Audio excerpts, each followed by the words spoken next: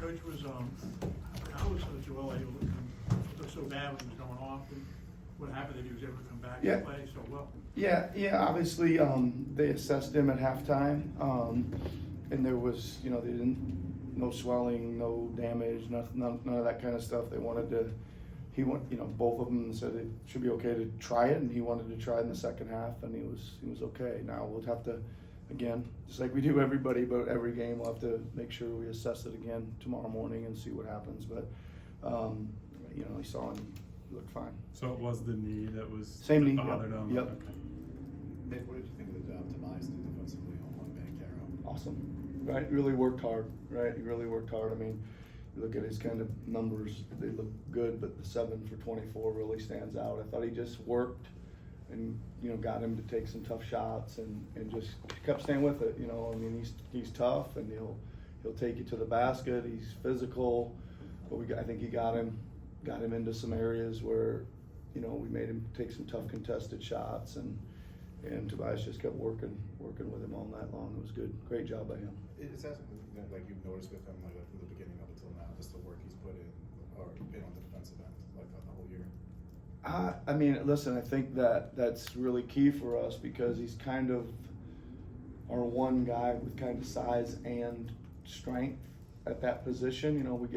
We got some other guys with size and length and stuff. We get a little lighter, from him and maybe a little less physical at times. So it's important because, there's a lot of teams that have that big, strong 3-man or 4-man that we need him to match up with. And we try to gear our scheme so he doesn't get switched off them much, right? So he ends up being on him a lot. I think again, he's working. I think he's rebounding, all those kind of things, or at least blocking out, being an effective rebounder as part of the team defense and things like that. So I just glad he's playing really hard, and I love it. Yeah. Since he's returned, Joel's taking a lot more threes per game than his averages. Is that an emphasis for him, or is that just something he's doing? I think it's an emphasis. I think that first of all, he's a really good shooter, right? And I think that an offense that has a big that can space opens up a lot for a lot of people, makes coverages really tough.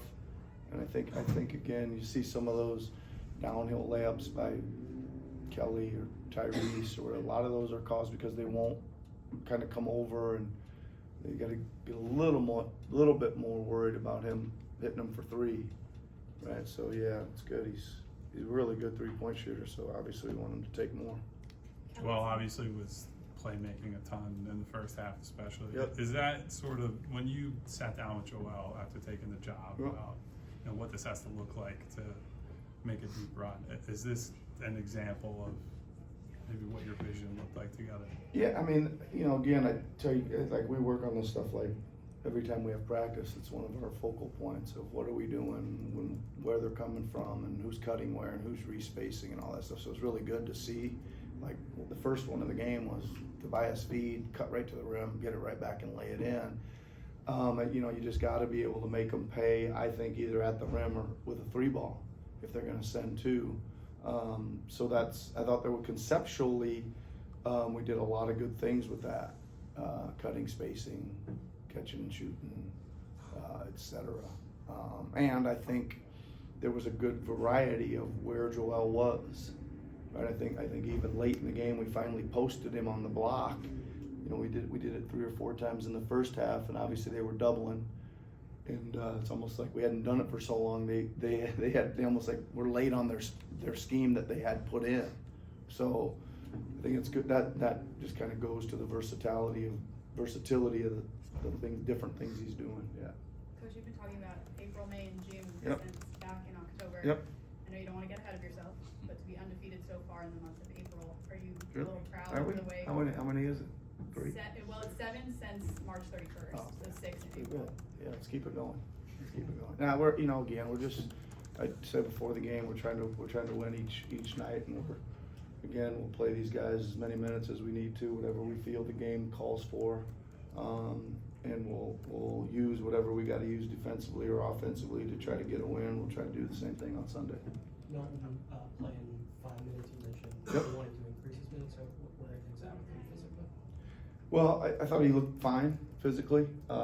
Again, just got a kind of a 10-man rotation, 11-man rotate. We had, we even tried to sneak Mo in there because we thought maybe he had a better matchup.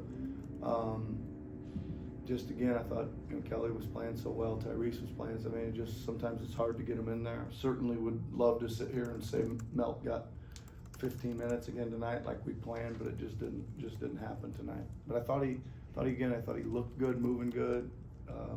Hopefully Sunday we'll give him a chance. Did you have time to think about the possibilities of Joel walking off like that, or was there not enough time? Well, I again, like always, I mean, we sub in and at halftime, they got him in the training room and we're trying to decide what we're doing if he's not coming back. And we kind of made a decision that if Wagner started because Carter was out, Mo would be Mo's matchup. The two Mo's would go at it, and if they started another way, then Paul would start. So we talked about it because again they said he was going to go out and test it a little bit. So yeah, we thought about it. But again, it's like we've played so many games, like we just gotta do what you gotta do, right? You mentioned Oubre playing really well Yep. tonight, and just how important is him kind of emerging as this consistent downhill driving threat, and for you guys as the season progressed through Joel's injury, now still something you can rely on? Yeah, I mean, I think it just gives us again a little bit more variety. Somebody else that can do something positive at the rim, in the paint. I liked he had a great dump off to Paul Reed for a dunk. Like he only had 2 assists tonight. I know he's been having kind of some games with 5. It's like, to me, then he's really like reading and playing, like he's moving it around because, I mean, they're only going to watch you go downhill and lay it in so many times before they start sending help to see if you're going to find the other guys. So again, pretty happy with his development right now of what he's seeing.